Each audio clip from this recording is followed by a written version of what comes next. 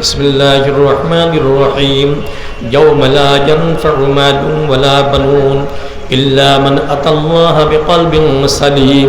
কথাটা কার?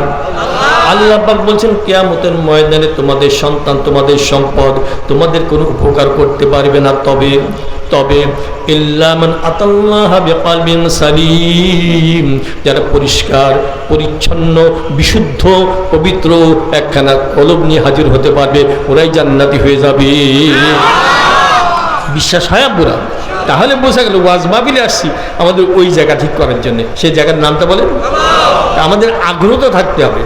আগ্রহ যদি থাকে, পিপাসা যদি থাকে, পানির ব্যবস্থা আল্লাহ পাক করবেন। কি বলেন? একটা হাদিস মনে এসে গেছে আব্বুরা, এই নামটা কি শুনেছেন? হযরত আবু হুরায়রা রাদিয়াল্লাহু তাআলা আনহু। কে শুনেছেন? হাদিস করেন। সবচেয়ে বেশি হাদিস বর্ণনা করেছে। তার হাদিসের প্রতি একটা আসক্তি ছিল। আল্লাহ পাকের হাবিব নিজের জবানে তার প্রশংসা করেছেন। একবারে যে বলছি, ইয়া রাসূলুল্লাহ, আপনার পবিত্র জবানের পবিত্র বাণী অনেক শুনি, কিন্তু আমার মনে থাকে না, মাঝে মধ্যে ভুলে যাই। আব্বুরা, আমরা কি সব মনে রাখতে পারি? এবার রাসূলুল্লাহ সাল্লাল্লাহু আলাইহি ওয়াসাল্লাম বললেন, আবু হুরায়রা, তুমি একটা কাজ করো, তোমার গায়ের চাদরখানা আমার সামনে একটু মেলে ধরো। সমস্যা কি? হাদিস মনে থাকে না, মেলে ধরবে কি? গায়ের চাদর। রাসূলুল্লাহ সাল্লাল্লাহু আলাইহি ওয়াসাল্লাম দুই হাত এক জায়গা করে অঞ্জলি পাকিয়ে ওই চাদরের উপরে কি যেন ঢেলে দিলেন, দেখা যায় না। ঢেলে দিয়ে বলছেন, আবু হুরায়রা, এবার এই চাদরখানা তোমার বুকে জড়িয়ে না। সাথে সাথে আবু হুরায়রা রাদিয়াল্লাহু তাআলা আনহু এই মুবারক চাদরখানা বুকে জড়ানোর পর কিছুদিন পরে নিজেই বলেন, এই মুবারক চাদরখানা বুকে জড়ানোর পর থেকে যত হাদিস শুনেছি একটাও ভুলি না। তাহলে বোঝা গেল তার মধ্যে পিপাসা ছিল। কি বলেন? তা আমি দেখতেছি আপনাদের আলামত দেখে মনে হচ্ছে আপনাদের মনে আল্লাহ পাক পিপাসা দান করেছেন। আচ্ছা, আরও জানবো, আরও মানবো, আরও বুঝবো, এরকম পিপাসা কার মধ্যে আছে একটু দেখান না। তাহলে আমার ধারণা দেখছি আলহামদুলিল্লাহ, তাহলে একটা পেলাম। আচ্ছা, ওই দিন দোয়া করেছিলেন কে? রাসূলুল্লাহ। তিনি কি আমাদের মাঝে এখন আছেন? আজকে দোয়া করবেন কে? আমাদের শায়েখ আসতেছেন, তাই না? নাইব রাসূল আসতে ওই দোয়া করবেন। দুইটা পেয়ে গেলাম, বাকি থাকবো কার? রহমত। আল্লাহ পাক যখন দেখবেন বান্দার মঙ্গল কামনা করে, আল্লাহ পাকের পক্ষের থেকে রহমতের বৃষ্টি হতে মোটেও দেরি থাকবে না। ওর একটা ফোঁটা কারো কলবকে যদি টাচ করে, সাথে সাথে ওর কলবের প্রত্যেকটা জায়গা আলোকিত হয়ে যাবে, অন্ধকার দূর হয়ে যাবে, হিদায়াত প্রাপ্ত হয়ে যাবে। এখন আমাদের ইচ্ছা কার কার কলবখানা সুস্থ হয়ে যাবে? আর হাত উঁচু করে দেখা। তো সমস্যা তো বললাম, এখন সমাধানের জন্য দু একটা পরামর্শ দিতে চাই। আবুরা, আমলে নিয়ে তো শুনতেছি তো সবাই, এই কলবখানা কিসে কিসে পরিষ্কার? দু একটা পরামর্শ দিয়ে দিব নাকি?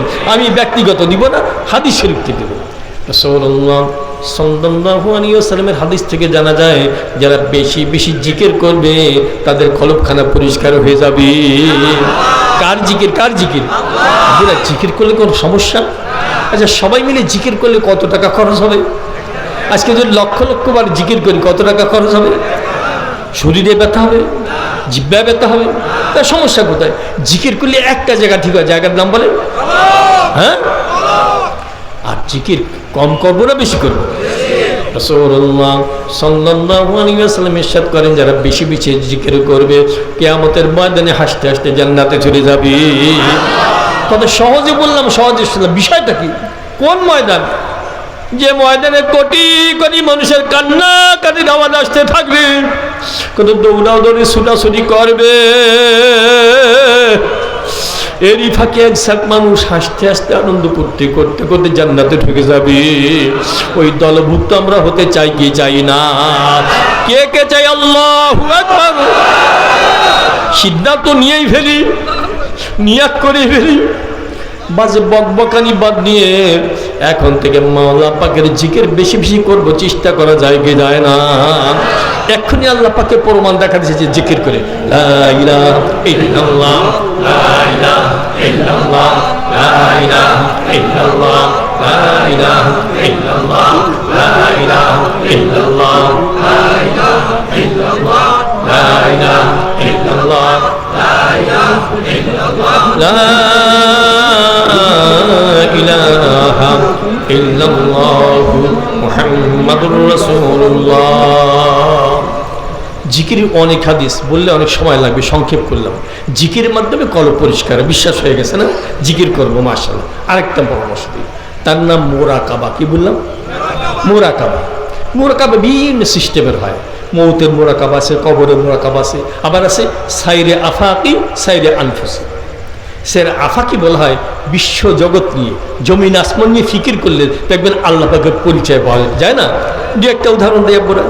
আচ্ছা বলুন তো, একটু চিন্তা করি, এই মোরাকাবা করলে 1 ঘন্টাও যদি করতে পারি, কমপক্ষে 70 বছর নফল ইবাদতে সওয়াব হবে। অন্য সময় করবেন, আজকে তো সময় বেশি নেই। দু একটা নমুনা হিসেবে বলছি। আব্বুরা, দিনের বেলায় আমরা আকাশে একটা কি দেখতে পাই বলে? ওই সূর্যটা খুব ছোট না? হ্যাঁ, মতবিরোধ হয়ে গেছে। ছোট না বড়? বলো। এই স্টেজের মতো, এই প্যান্ডেলের মতো, আশুলিয়া থানার মতো, ঢাকা জেলার মতো, বাংলাদেশের মতো, পৃথিবীর মতো, এর থেকেও বড়। শুনেছেন তো? বিশ্বাস তো হয়। কত বড়? 13 লক্ষ পৃথিবী এক জায়গা করলে যা হবে, ওই সূর্যটা নাকি তত বড় হবে। দেখেছেন? দৈনিক দেখি তো, এই জন্য চিন্তা করি না। এর থেকে আশ্চর্য খবর আছে, বিজ্ঞানীদের আবিষ্কার। এই সূর্যটা যত বড়, 33 কোটি, কত বললাম? 33 কোটি সূর্য এক জায়গা করলে যা হবে, এমন বড় তারকা আল্লাহ পাক সৃষ্টি করেছে। যার নাম ব্যাটেল জুইস, সবচেয়ে বড় তারকা আপাতত যেটা আবিষ্কার আছে। কত কোটি? 33 কোটি সূর্য এক জায়গা করলে যা হবে, ব্যাটেল জুইস তত বড়। আর এইভাবে বড় বড় তারকা 500 বিলিয়ন, কি বললাম? 500 বিলিয়ন, মানে বুঝেছে তো, 1 বিলিয়নে হয় 100 কোটি, 1 বিলিয়নে 100 কোটি, এর 500 বিলিয়ন তারকা দিয়ে একটা গ্যালাক্সি তৈরি হয়। আর বিজ্ঞানীরা বলতেছে মহাকাশে কোটি কোটি গ্যালাক্সি আল্লাহ সৃষ্টি করেছে। এখন আপনারা বলতে পারেন, হুজুর কেমন একটা কথা বললেন, এত বিশাল বিশাল, আমরা দেখি একটা কুলের মতো, একটা বড়ের মতো, বুটের মতো বিষয়টাকে। এটা সহজ হিসাব। আব্বুরা, বস্তু যত দূরে যায় ততই কি দেখা যায়? হ্যাঁ, এয়ারপোর্টে যেমনটা দেখি পেলেন, আবার উপরে গেলে আরো উপরে গেলে, তাই বস্তু যত দূরে যায় ততই দেখেন কত দূরে। সবচেয়ে নিকটতম তারকা যেটা, নিকটতম তারকা, যার নাম প্রক্সিমা সেন্টারি, সবচেয়ে নিকট। এর দূরত্ব সম্পর্কে ধারণা দিব নাকি? আপাতত যেটা আবিষ্কার হয়েছে, মনে আছে কি মুরব্বীদের? চাঁদে গিয়েছিল একটা বাহন, মনে আছে? অ্যাপোলো 11, মনে আছে? অ্যাপোলো 11, ওর গতি ছিল সেকেন্ডে 11 কিলোমিটার, 1 সেকেন্ড মানে 1-2 বললেন 11 কিলোমিটার, 1 মিনিটে 660 কিলোমিটার, 1 ঘন্টায় 39,000 কিলোমিটার। তার গতি কম না বেশি? উপরে গেলে আরও গতি বাড়ে। এখন বিজ্ঞানের মোটামুটি সব বোঝানোর জন্য বলছে, এই গতিতে রকেটটা যদি ছেড়ে দেওয়া হয়, সবচেয়ে নিকটতম তারকায় ওই প্রক্সিমা সেন্টারে পৌঁছাতে লাগবে 1,15,000 বছর।